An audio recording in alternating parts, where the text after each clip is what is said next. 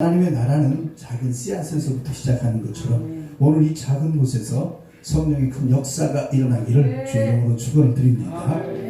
우리나라의 문화가 세계적으로 나가서 이것을 K-컬처라고 부릅니다. 드라마도 나가고 영화로도 K-팝으로도 나가는데 제가 요즘에 연구하고 있는 게 뭐냐면 K-설교라는 것입니다. 우리나라는 독특한 설교 구조를 가지고 있습니다. 전 세계에서 영적으로 영성에 가장 깊은 목사님들이 누구냐라고 물어본다면 저는 주저하지 않고 한국이라고 얘기합니다. 왜냐하면 첫째로 한국 목사님들은 새벽 기도를 비롯해서 엄청나게 많은 기도회를 하고 있어요. 그리고 성경의 깊이가 대단하기 때문에 외국에서 하시는 목사님들 설교를 들어보면 한국에 사신 목사님들의 어떤 그런 모습들을 배우고 그런 제스처를 배우고 그런 흉내를 내면서 많은 교회들이 성장하고 특별히 아시아라든가 유럽 쪽에서 통성기도 할 때 놀랍게도 주여라고 부릅니다.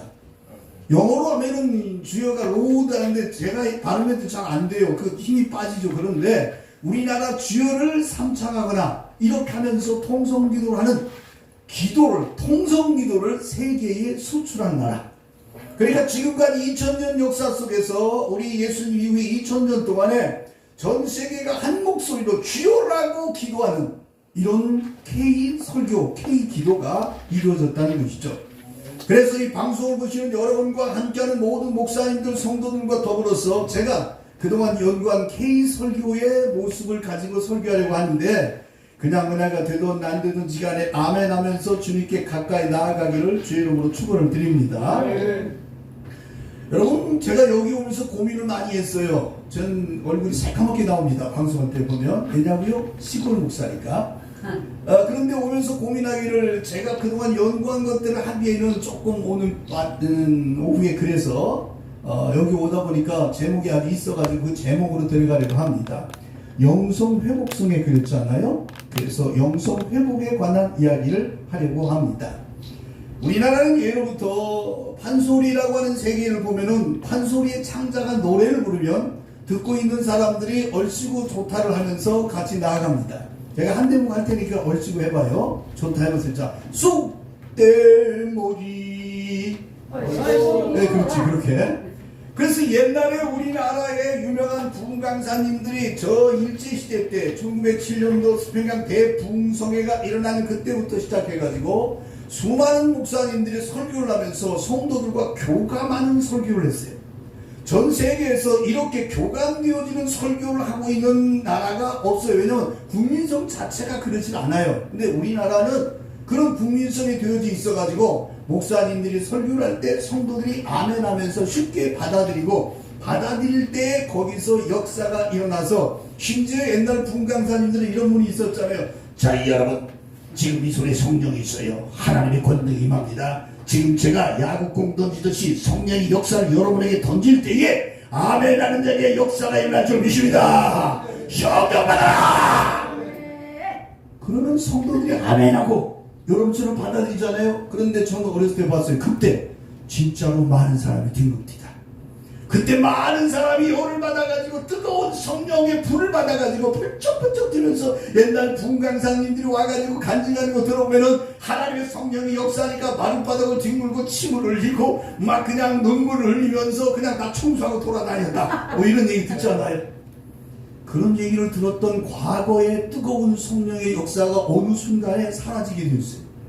왜 사라지게 됐을까라고 저한테 물으면 저는 1980년대에 한국의 교회가 엄청난 대성전 지킴 운동이 일어났어요. 70년, 80년대부터 교회 크게 지킴 운동이 일어났어요. 그런데 그때에 다른 문제가 하나 발생했어요. 우리나라가 해방 이전부터 기도원이 있었고 해방 이후에 기도원이 있었는데 교회 내에서 하나님의 말씀을 증거하는데 그 말씀에 어떤 성령의 감흥, 성령의 어떤 감동이 좀 떨어질만 하면은 산에 보내가지고 기도원에서 기도를 시켰어요. 그때 기도원 강사님들은 이런 설교를 합니다. 소나무 뿌리를 뽑으세요. 방언도 못 받는 것은 개보다도 못합니다. 그거 제가 직접 이천성 목사님한테 들었거든요. 그래서 그날 밤에 방언 받겠다고 기도하러 갑니다. 여러분, 방언이 전부는 아닙니다.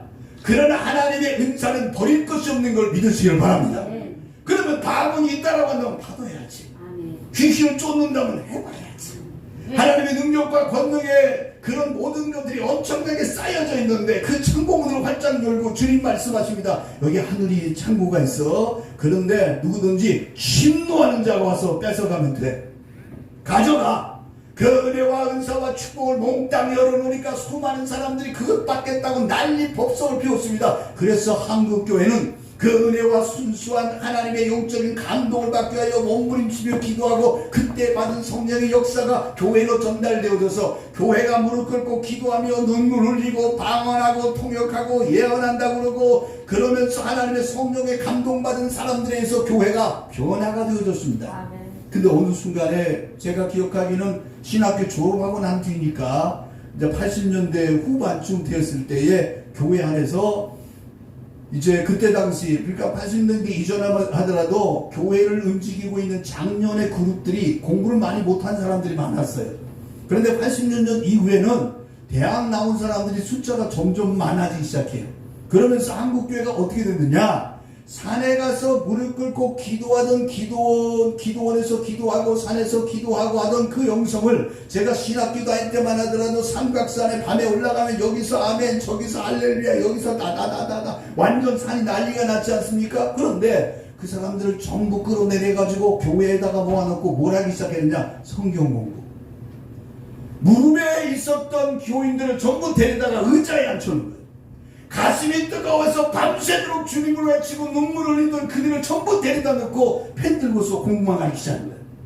이때 놀라운 일이 벌어집니다, 여러분. 그러면 사람들이 지성이 뛰어나고 그런 지성주의가 형성이 되고 그런 이성과 말씀을 통하여 영적으로 많은 걸 먹고 배웠으니까 영성이 뛰어나느냐? 그게 아니라 놀랍게도 지금 현존하는 우리나라를 움직이고 있는 이단들의 성경 공부가 그 시기에 같이 시작합니다.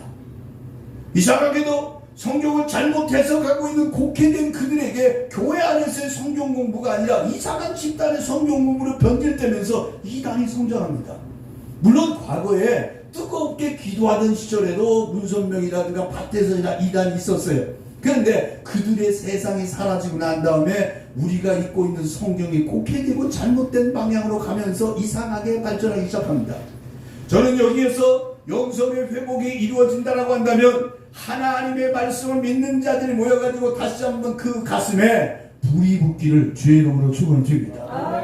예수님은 너희들 제자들에게 말합니다. 너희는 땅끝까지 가서 가르쳐라. 우리는 이 가르쳐라라고 하는 교육에 디다케라고 하는 가르침에 대해서만 신경을 쓰고 있었는데 예수님은 이런 말씀을 하십니다. 무슨 말씀을 하십니까? 내가 세상에 온 목적과 이유를 여러 가지로 얘기해요. 십자가에 죽어야 되느니 세상의 땅끝까지 복음을 전해야 되는 하나님의 나라를 증거해야 되는 여러 가지가 있어요. 근데 그 중에 우리 가슴 속에 남아있는 한마디 말이 있다면 이겁니다. 내가 불을 던지러 왔다. 여러분 지금 제가 하는 말이 성경에 나오는 말. 불을 던지러 왔다라고 하는 이야기는 예수님이 하신 말씀이에요. 그런데 우리는 전부 다가 지금 뭐만 공부하고 있냐면 불은 내버려 두고 전부 모여가지고 뭐라고 앉아있니까 공부만 하고 있어요. 이단도 모여가지고 공부만 해요. 제가 이단에 빠진 사람 하나가 공원에서 전도를 해요. 내가 목사님 모르니까 벤치 앉아서 전단 물어봤어요. 당신네 교회에 나오면서는 방언이나 은사, 신비한 역사에 대해서 합니까? 그러고 않는데 왜 안 씁니까? 그러니까 그건 지나간 거래. 제가 묻더니 여러분 그런 은혜와 은사가 지나갔다는 얘기가 성경 어디에 써 있어요? 자꾸 지나갔다라고 가르쳐요. 누가 가르치는 거예요? 나를 가르치는 거예요. 하나님은 동일하다고 그런 얘기를 현재나 과거나 미래나 알파와 오메가고 시작과 끝이며 모든 시작과 이 마지막 처음과 나중에 모든 것들을 우리 하나님이 동일하게 역사한다고 말하는데 자꾸 뭐라고 말하는데 끝났다. 그런데 성경이 끝났다는 얘기가 안 나와. 그런데 그 사람들이 들이민 게 뭔지 압니까? 고린도서에 이렇게 말합니다. 방언도 끝나고 예언도 패하고 이것저것 다 없어진 다음에 너희는 내가 더 좋은 걸 알려주겠다. 서로 사랑하라. 그래서 사랑만 강조를 해요.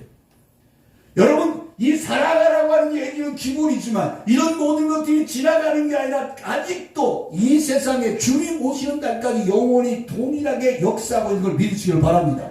근데 우리가 그걸 지금 절제하는 거예요. 우리가 자꾸 그러니까 성령의 충만한 은혜도 안 받았는데 절제 영부터 받아버렸어.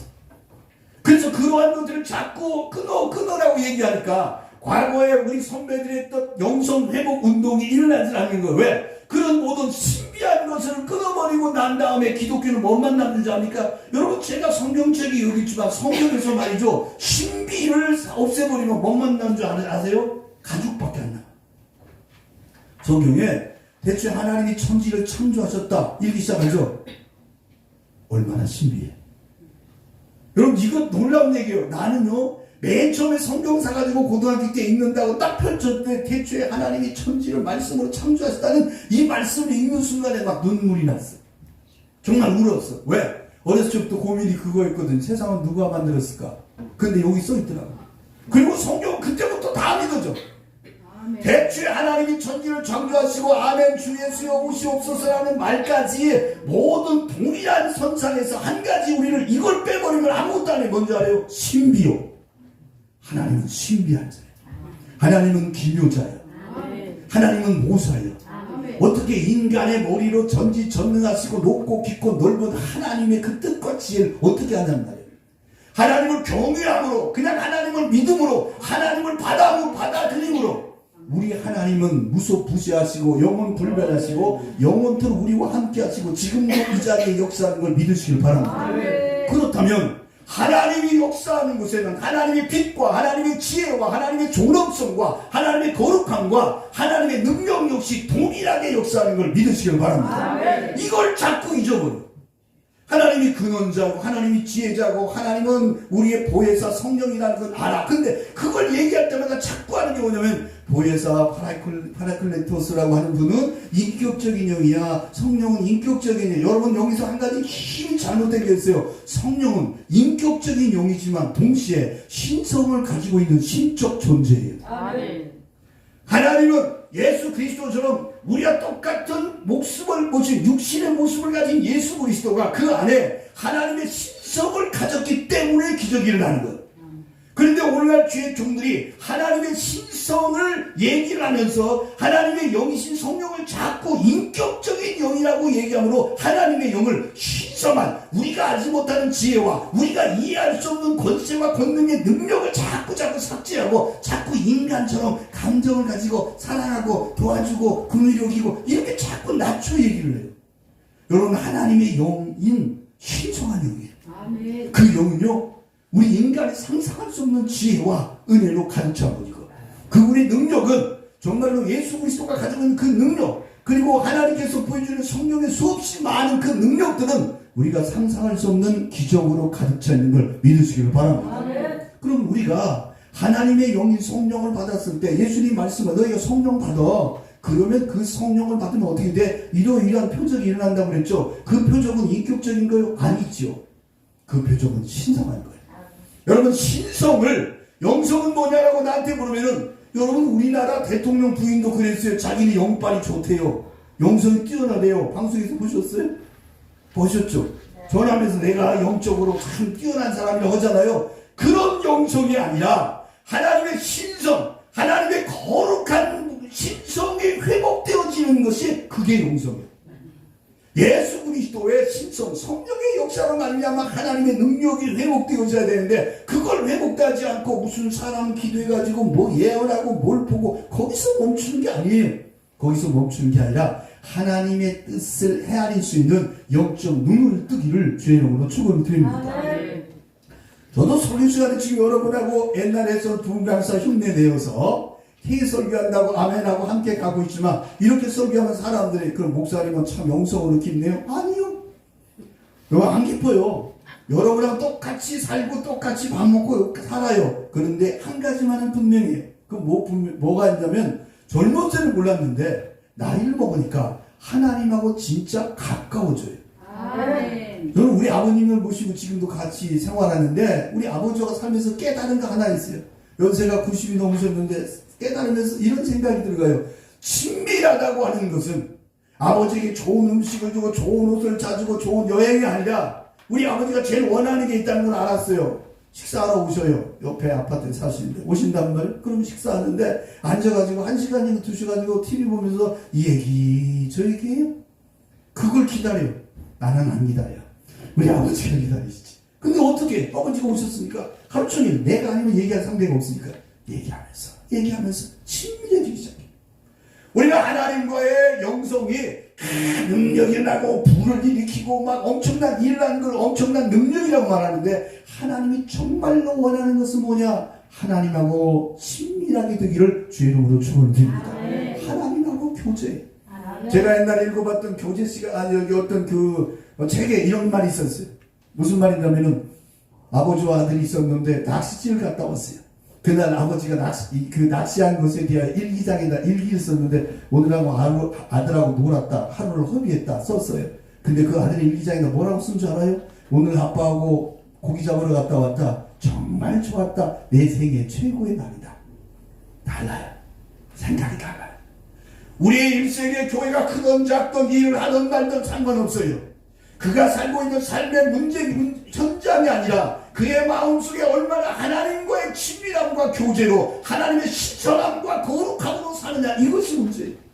제가 예전에 CTS에서 5분 칼럼을 많이 나갔는데, 그 5분 칼럼 중에 그런 말이 있어요. 나는 부자가 되고 싶었어요, 어렸을 때. 그런데 하나님은 내게 말했어요. 거룩하게 살아라. 나는 뭔가 유명한 사람이 되고 싶었어요. 하나님은 또 내게 말했어요. 거룩하게 살아라. 나는 뭔가 연구를 해가지고 세상을 이롭게 하고 싶었어요. 하나님은 또 내게 말했어요. 거룩하게 되어라. 내가 목사가 되어서 큰 교회가 되고 뭔가 위대한 일을 하고 싶었어요. 근데 하나님의 요구는 여전히 똑같았어요. 거룩하게 살아라. 하나님의 신성에 들어가는 길은 하나님의 거룩함을 깨닫고 하나님과 함께 친밀하게 교제하면서 하나님과의 거룩함을 유지하는 것. 내 아버지가 거룩하니 나도 그렇다. 예수님 하신 말씀. 내 아버지가 거룩하니 나도 그렇다는 것, 그것밖에 없어. 내 아버지의 거룩함을 닮아가고 따라갈 때 그 신성이 예수를 예수답게 하는 것이고, 교회를 교회답게 하는 것이고, 위대한 목사님들을 목사님답게 하는 것이지. 예수님이 말씀하시고 내 아버지가 거룩하시니 나도 그렇다. 너희도 그렇게 하라. 아멘. 예수님의 말씀을 다시 한번 생각해 봅시다. 아까 얘기한 것처럼 예수님은 지상에 오신 목적 중에 하나가 내가 불 던지러 왔다. 이 불이 붙었다면 내가 더 무엇을 아쉬워하리요? 이 불이 붙었다면 우리 주님 입장에서는 아쉬울 것 없다는 거예요. 뭘 부러워할 것 없다는 거예요. 불만 부으면 된다는 거예요. 그래서 예수님께서 제자들에게 성령의 불을 받으라고 약속하고 있는 걸 믿으시길 바랍니다. 여러분, 나는 성경에서 어차피 이 설교는 제가 조금 지금 메모한 것 같고 이 시간에는 못 끝나요. 그러니까 걱정 말아요.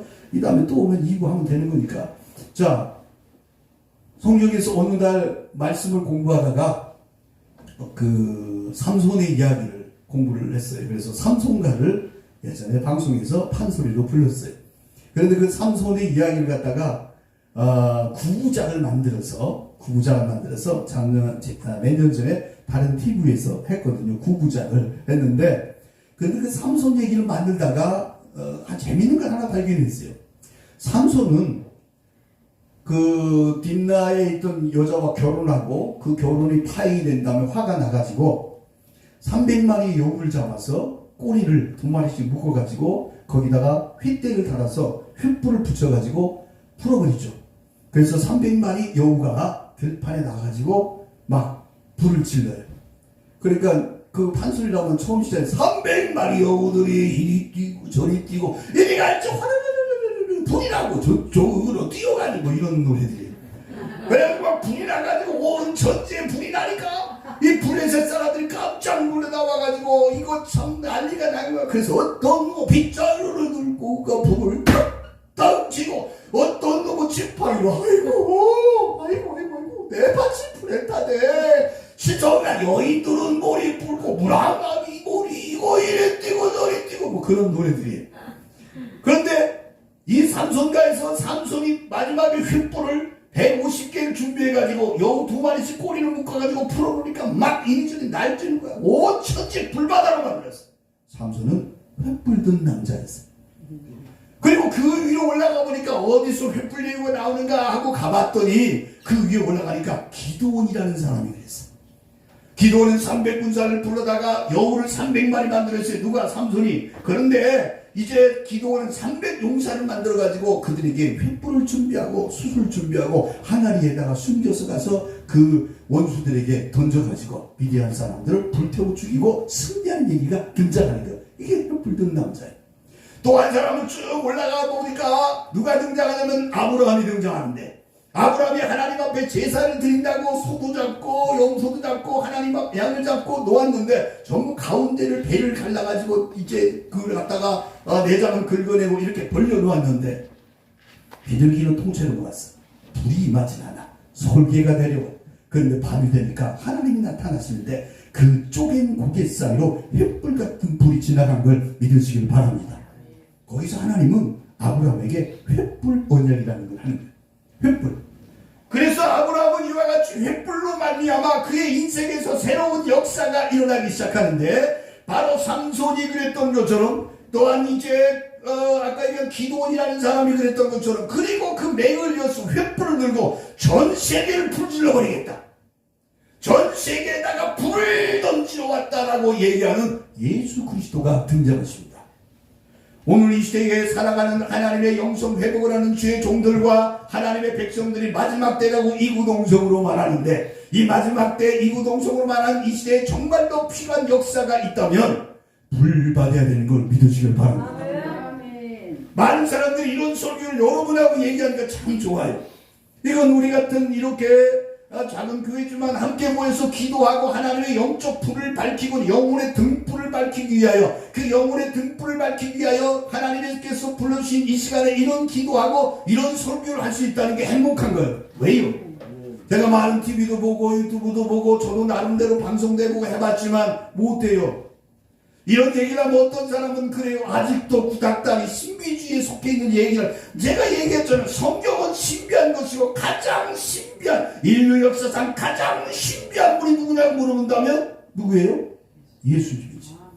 죽었다가 살았대요. 죽었다가 살았대요. 세상에 전혀 몸에서 태어났대요. 온갖 기적을 일으켰대요. 이런 신비한 분이 우리 구주요. 이런 신비한 분 우리가 믿고 있어.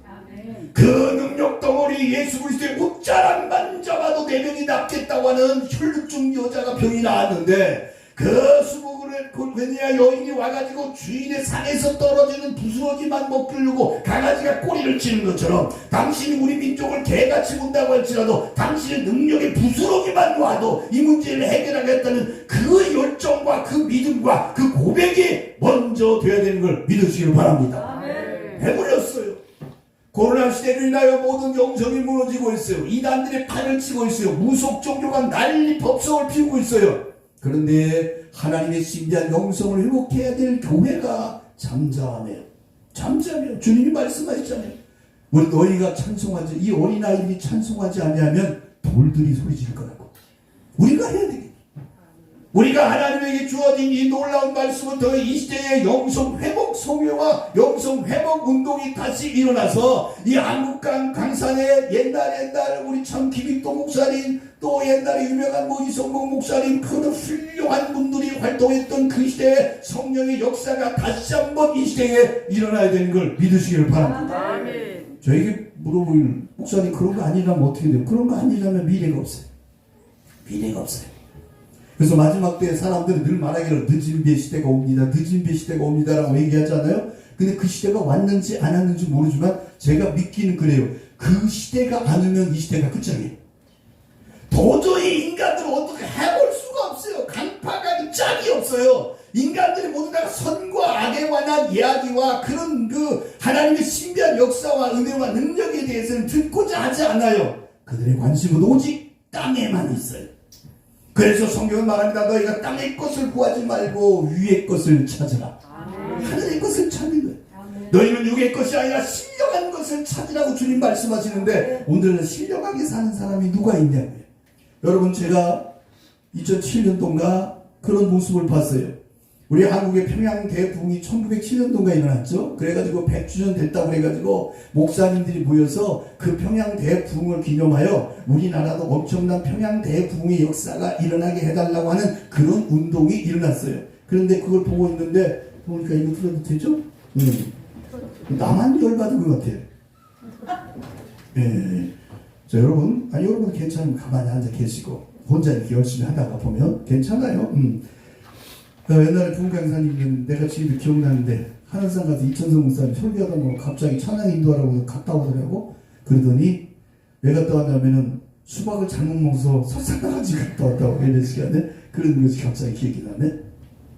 여러분 그 2007년도인가 그 100주년 그걸 하는데 내가 그 TV에서 보다가 그 방송국 기독교 방송에서 그거 보다가 속으로 참 심하게 짝이 없었어.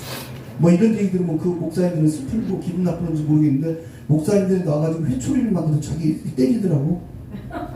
진짜 그거 나왔어요. 여러분 방송에서 내가 잘못했나이다. 근데 내가 그걸 보고 왜 속으로 한탄했냐면 그러면 내가 회개합니다. 내가 교회를 잘못 가르치고 교회를 잘못 인도해서 세상에 이렇게 됐습니다. 막 자기 발을 이 종아리를 올려놓고 때리는 거야. 진짜로. 여러분 안 보셨어요? 감사해요. 그런 건 안 보는 게 좋아.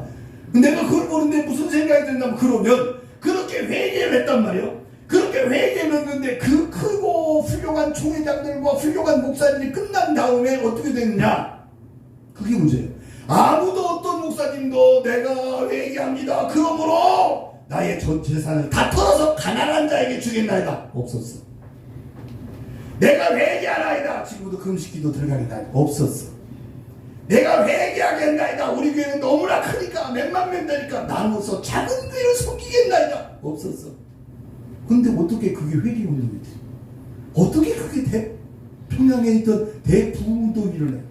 가슴을 찢고 울면서 땅을 구르면서 주여 성령을 주셔서 거룩하게 살게 하소서. 여러분 우리나라 일제시대의 해방 이후에 한국교회는 무속신앙과 유교와 불교와 여러 종파와 또 세속의 수없이 많은 어려움과 먹고 살 것 없는 그 가난함 속에서 오직 하나님의 영으로만 살고자 했던 거룩한 백성들의 기도가 있었거든. 근데 자기 여기 진짜 맨살을 드러내놓고 종아리를 때려요. 근데 아무런 일도 벌어지지 않았고 2007년 이후에 한국교회는 어떻게 됐느냐? 줄었어요.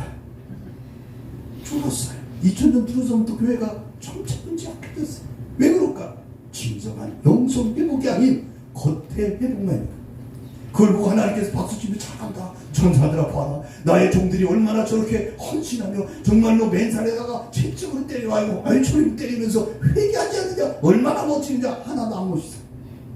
우리 하나님이 원하는 것은 우리의 영적인 하나님의 능력과 은혜 가운데 말씀으로 회복된다면 이 말씀이 우리에게 요구하는 대로 돌아가서 하나님의 신성함, 하나님의 거룩함을 이어가다 새로운 삶으로 되어지지 않으면 우리 한국교회 미래는 없고 세계교회 미래도 없고.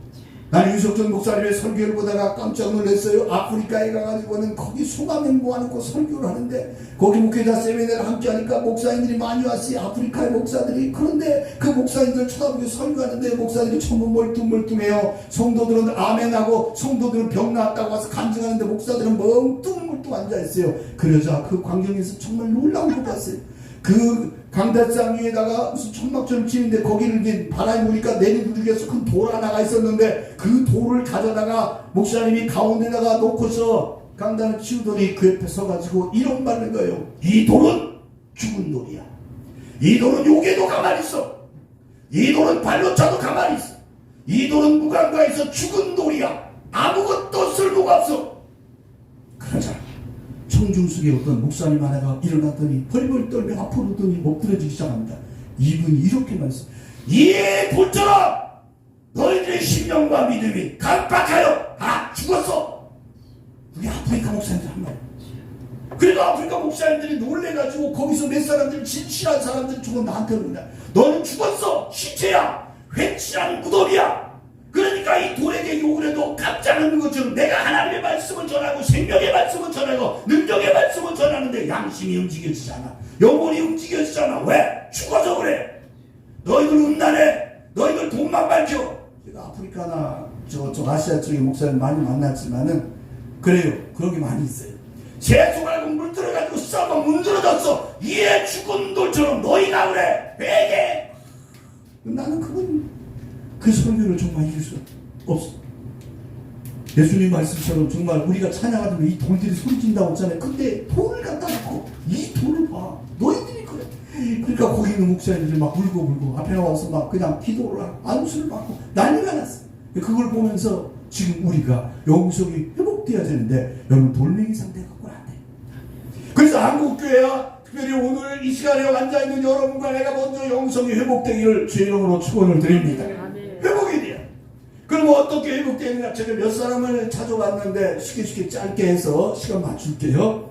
먼저 저는 아브라함의 영성이 회복돼야 된다고 보는데, 여러분 아브라함이라고 하는 분이 복의 근원이라서 그의 일생에서 하나님과의 교제가 늘 있어 왔잖아요.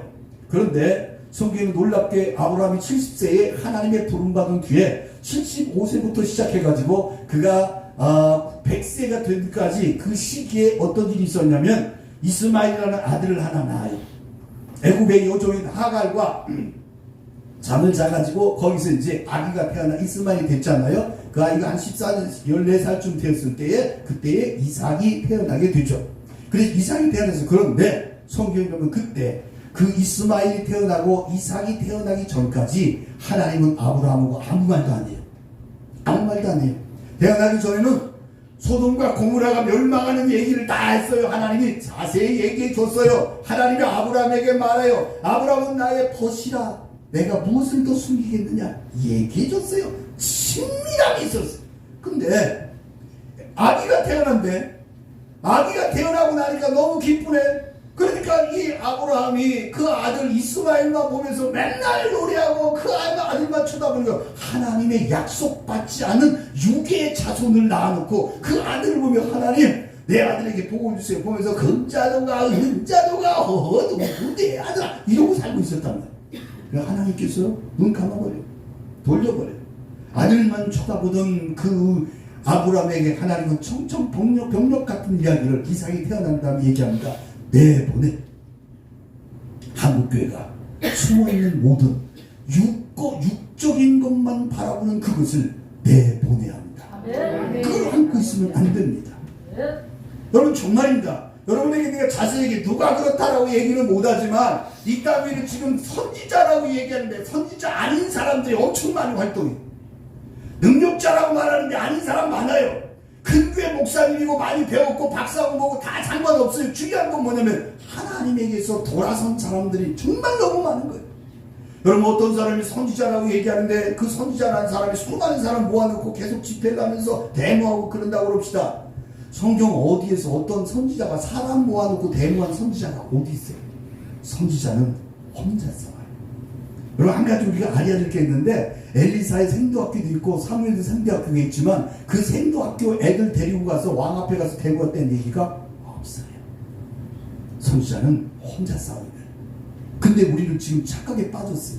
그래서 그들이 주장하는 게 뭔가 하고 들어보면은 하나님의 나라의 비밀과 하나님의 나라의 어떤 것이 아니라 이 땅에 누가 정치가가 되고 누가 권력을 얻고 누가 뭘 얻느냐 그게 뭔 상관이 있어. 교회의 신성한 회복은 하나님의 아브라함에게 말합니다. 너 지금까지 10년 전 동안 네 아들만 쳐다봤지 내가 약속하지 않은 아들 하나 낳더니 아들 잘난다 이놈아 쫓아내버렸어요. 그랬더니 아브라함의 영성이 회복되기 시작해요. 여러분 그 아이는 내 자식이에요. 어쨌든 그런데 하나님은 이렇게 합니다. 잘라버려 보내버려 쫓아내 라고 말합니다. 오늘 우리는 한국교회 안에 이러한 알지 못하는 영적으로 우리의 형제요 우리의 자매고 우리 같은 목사님이고 우리 같은 패고 우리 같은 신학교 나오고 그거 상관없어요. 아무리 친한 사람이라도 성경 말은 네 아들이라도 보내버려. 내가 약속한 자식이 아니여. 하나님의 언약에서 벗어난 모든 것이 죄악된 걸 깨달으시기를 바랍니다. 다음으로 우리가 알아야 할 것은 뭐냐면 그러면 이제 아브라함이 그 후에 영성이 회복됐다라고 한다면 다윗이라는 사람을 봅시다. 다윗은 어쩌다가 창문에 쏟다 보니까 이쁜 여자가 목욕을 해요. 그래서 바세바라는 여자와 잠을 잤다가 아기를 낳게 됩니다. 그런데 그 아기가 태어난 직후에 나단 선지자가 와가지고 놀라운 얘기를 합니다. 왕이시여 그 내용이 있죠. 비유를 들어가지고 이래저래 하면서 당신이 그 사람이야 라고 얘기를 합니다. 네가 임마 100마리 가지고 양을 가지고 있는 사람이 옆집에 살고 있는 가난한 집에 양 한 마리가 있는데 그 양하고 먹고 자는 그 가난한 사람이 양을 뺏어다가 그 주인이 친구 같다고 그걸로 요리해 준 것처럼 너는 집안에 후궁과 왕비와 귀빈이 그렇게 많은데 가난한 사람의 아내를 뺏어다가 네가 그 아내를 가져오고 그리고 그 남편을 전쟁에 보내서 죽여? 야 이 나쁜 놈아 네가 그 사람이야. 그렇게 얘기할 때 다윗은 즉시 옷을 찢고 내가 하나님 앞에서 엄청난 죄를 졌다고 울고 불고 난리를 피웁니다. 그래서 그 결과 낳았던 아들이 병에 걸려가지고 죽게 됩니다. 죽게 되니까 또 그것 때문에 금식하고 살려달라고 난리를 피웁니다. 아버지니까 그렇게 기도하는데 하나님께서 그 아이를 데려가 버리고 맙니다. 근데 그 순간 다윗은 벌떡 일어났더니 어떤 일을 합니까? 이렇게 말합니다. 어떻게 됐느냐? 왕자님이 돌아가셨나이다. 그래, 그러면 내가 씻고 배가 고프니까 밥 좀 다. 성경이 진짜 그렇게 되어 있어요. 그래서 묻습니다. 신하가, 아니 왕이시 아까까지 우시더니 금식하고 난리 펴더니 왜 이렇게 빨리 변해? 그러니까 그때 나는 그 표현을 읽고 막 울었어요. 어렸을 때. 나는 내 아들이 있는 곳으로 갈 수 있지만 내 아들은 내가 있는 곳으로 올 수 없지 않느냐. 이게 매정한 게 아니라 하나님 앞에 완전히 내려놓고 하나님의 뜻에 순복하는 당신의 모습을 보여요. 그래서 그때 시편에 보면 다윗이 그 일로 인하여 밧세바의 일로 인하여 하나님 앞에 울고 기도하며 밤마다 울었나이다. 얼마나 울었느니 침상이 뜨고 얼마나 울었는지 요가 적시고 내 마음이 냉과리 것처럼 타고 내 눈물병을 좀 개수하시고 하나님 앞에 자신의 모든 삶을 하소연하는 것을 보게 됩니다. 회개하고 돌아서서 하나님을 만날 때 다윗은 다시 한번 회복이 되어졌습니다. 다윗은 인생 동안 길을 걸어갈 때 사람들이 왕이시여 위대한 다윗이여 만세 만세라고 노래를 불렀다가 다윗이 정확한 뒤에서 이 나쁜 놈의 자식, 남의 여자를 뺏고 그 남편을 죽인 나쁜 놈의 자식, 그 얘기를 들었어요. 나중에는 그의 아들한테 가서 그런 얘기를 들었어요. 그럼에도 불구하고 다윗이 왜 위대한 성군이냐? 영성이 회복된 것을 믿으시길 바랍니다. 영성이 회복된 것. 엘리야는 위대한 사람이지만 성경에 뭐라고 엘리야는 우리와 성종이 같은 사람이라고 그랬잖아요. 엘리야가 놀라운 갈멜산 위에 기적을 행한 다음에 그는 사막으로 도망갑니다. 광야의 로뎀나무 아래서 이렇게 말합니다. 주여 한 만큼 했어요. 죽여주세요. 날 좀 데려가 주세요. 지금 아합 왕과 그 이세벨 부인이 나를 쫓아 죽이려고 하는데 하나님 나한테 그냥 데려가 주세요. 이게 엘리야의 고백이에요. 근데 하나님께서 엘리야를 다시 자기 갈 길로 가도록 가망이가 가져다 준 그 음식을 먹고 그리 시내가에 물을 마시고 자기 길을 가기 시작합니다. 여러분, 인간은 누구나 그렇게 약해질 수 있습니다. 목회하다가 힘들 때 우리들 그런 경우 많이 합니다. 하나님 정말 안 되네요. 그냥 데려가 주세요. 그 기도 나옵니다. 그 생각합니다. 하지만 하나님은 아직 네가 할 일이 남았다라고 엘리야를 붙이며 그의 길을 가도록 합니다. 영성이 회복. 여러분, 놀라운 기적을 갈멜산 위에서 일으켰던 엘리야도 그의 성정이 우리와 같아서 낙심하고 불안하고 두려워서 그렇게 할 수 있습니다. 근데 하나님은 다시 일으켜 세우십니다. 성경에 보십시오. 삼손은 어떤 사람입니까? 삼손은 성경에 보면은 사사기 13장에서 16장까지 4장에 걸쳐 나오는데 놀라운 것은 뭐냐면 삼손이 처음에 13장에 삼손의 어머니 얘기가 나옵니다. 그리고 14, 15, 16장까지 전부 첫마디가 뭔지 압니까? 그가 딥나에 가서 여자를 만나고 그가 기생을 만나고 그가 마지막에 들릴라라는 여자를 만납니다. 위대한 힘을 가진 남자 중에 남자 삼손은 여자만 쳐다보고 합니다. 그러니까 삼손에 관한 기록이 4장인데 그 중에 그 4개 중에서 전부 나머지 그의 작년의 시절은 뭐냐면 여자만 쫓아보고 삽니다. 하나님은 하나님의 방법대로 그리하여 삼손이 바라보고 있는 모든 걸 없애버립니다. 눈을 뽑아버려요. 그리고 영성이 회복되기 시작합니다. 눈이 뽑혀지고 나니까 삼손이 눈이 뽑혀지고 나니까 눈이 안 보이잖아요. 그런데 그가 연전 맷돌을 메고 하루 종일 돌면서 그 가운데서 이제 타작마당에 그런 일을 계속하고 있습니다. 하루 가고 이틀 가고 3일 갑니다. 그때 삼손의 머리카락이 자라기 시작합니다. 저는 코로나 시절에 3년 동안에 수염을 길렀죠. 그런데 삼손은 머리카락이 길어납니다. 제가 만든 삼손가의 그 대목이 이렇게 나옵니다. 그건 아주 쉽게 동요처럼 만들어 불렀어요. 머리카락이 자란다, 꼭꼭 숨어 자란다, 아무에게도 말 말아라. 기억이 잊어버리네. 안 하니까 삼손의 머리카락이 숨어서 꼭꼭 자라고 하나님과 나만 아는 비밀 속의 머리카락이 자라기 시작합니다. 삼손은 그 전에 여자만 보고 뒷공기를 쫓아다녔어요. 근데 지금은 눈에 아무것도 안 보이고 하나님만 보기 시작해요. 그게 능력과 영성의 회복입니다. 지금 한국교회와 우리가 뭘 바라볼까? 인류 전체가 사실 바라볼 것이 마지막 비상구가 열려있는데, 마지막 탈출구가 남아있는데 예수밖에 없는 걸 믿으시길 바랍니다. 지금 여러분 세상에 돌아가는, 나는 아까 목사님한테 그 얘기했어요. 나는 어저께 뉴스에서 미국의 한쪽은 지금 39도 40도만 뜨거워가지고 난리래. 근데 미국의 서부에서 눈이 50cm가 내렸대. 미국 내. 그리고 중앙에는 뭐 지나가니까 허리케인이 지나간대. 난리야. 미국도 대륙도, 그러니까 큰 대륙들은 지금 그런 기상이변으로 점차 우리 가운데 요셉 시대에 있었던 7년 6년처럼 막 들이닥치고 있는데, 우리의 정신과 영성이 깨어나서 주님의 모습을 보면, 제가 이제 그 방송에 나가서 하는 설교 제목들과 내용들을 쓰는데 그 중에 하나가 그거예요. 마지막 탈출구 하나 남았다. 그게 뭐냐? 예수 그리스도밖에 없다. 삼손처럼 아무것도 보이지 않을 때 그의 마지막 눈을 떠서 그가 볼 수 있는 아무것도, 그가 지금까지 살면서 쫓아다녔던 아름다운 여인들, 아름다운 세상의 모든 것이 끝났을 때 그는 머리카락이 자라고 있는 그 시절에 오직 하나님만 바라봄으로 인하여서 영성이 회복되었다는 겁니다. 오늘 이 어둠이 언제까지 갔는지 모르지만 끝까지 하나님과의 친밀함을 유지하고 하나님만 바라봄으로 인하여 힘을 얻는 우리가 되기를 주의 이름으로 축원을 드립니다. 기도합시다. 하나님 아버지, 주의 은혜와 사랑 감사합니다. 오늘 이 시간에 이곳에 와서 예배를 드리며 하나님께 영광 돌린 주의 종들과 모든 사랑하는 하나님의 백성들을 마음껏 축복하여 주셔서 특별히 삼손처럼 어두운 세상에 살아갑니다. 어쩌면 우리 한국교회가 쇠사슬을 못 끼고 또 눈에 빠진 삼손처럼 아무것도 보지 못한 어둠 속에 있는지도 모릅니다. 이때가 바로 하나님 만날 때임을 믿습니다. 하나님과 나만이 알고 있는 비밀이 머리카락이 자라듯이 우리의 영성이 회복되어 자라날 때가 되었음을 믿습니다. 그러므로 한국교회가 다시 영성이 회복되게 도와주시고 성령의 강권적인 역사가 일어나게 도와주시고 신비한 역사가 일어나게 하여 주셔서 이 땅에 다시 한번 하나님 아버지가 원하던 그 아름다운 성령의 강권적인 또 예수님이 던지셨던 불받는 역사가 일어나게 하여 주시옵소서. 모든 것 감사하고 예수님의 이름으로 기도하옵나이다. 아멘.